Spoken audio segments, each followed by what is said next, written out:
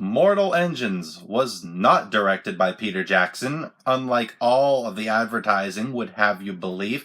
Peter Jackson, of course, was the creator of the Lord of the Rings trilogy and the Hobbit trilogy, and those films I do enjoy. They are somewhat guilty pleasures for me. They are long, but they are good adventures if you want to just sit down and watch a movie.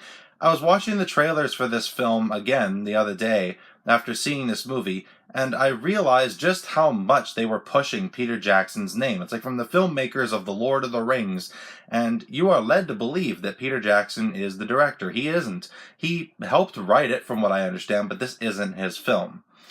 This movie was confusing. It's a good idea. Basically, there are these machines that are kind of like cities, and they take over other cities to gain power, and there's a really convoluted story that takes place in this film. It was really messy. I know what they were trying to accomplish, and I can appreciate it. It was a very ambitious film. The characters in here are very awesome.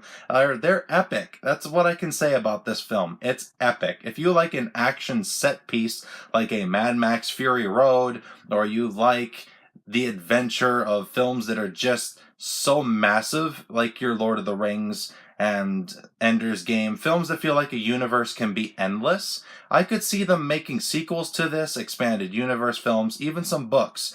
This is one of those movies that looks like it's trying to set up a universe, but at some points it's trying to do that too much. It's like it just is so focused about building a universe that it isn't concentrating on just making a good movie that is cohesive, that has a story that makes sense, and characters that you care about. It is a good story. It's a good movie. It has great action sequences. The CG in here is amazing. All the performances in here are spot on.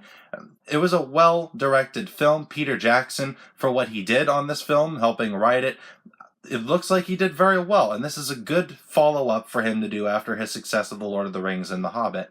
I hope they make a sequel or some kind of expanded universe to this. It was a good movie. It wasn't great. It's not going to be memorable. It's not one I can see myself watching again. But if you like this sort of film, the action films like Mad Max Fury Road, films that are similar to that sort of action thriller, then this is probably something that you would enjoy. I give this film a 6.5 out of 10. It wasn't really my cup of tea, but it was okay, and you might enjoy this. Thank you so much as always for watching, everybody. I really do appreciate it. Look forward to my part 2 of my collection coming very soon. I'm looking forward to making that. I appreciate you all very much. Hope you're having a wonderful day. As always, take care.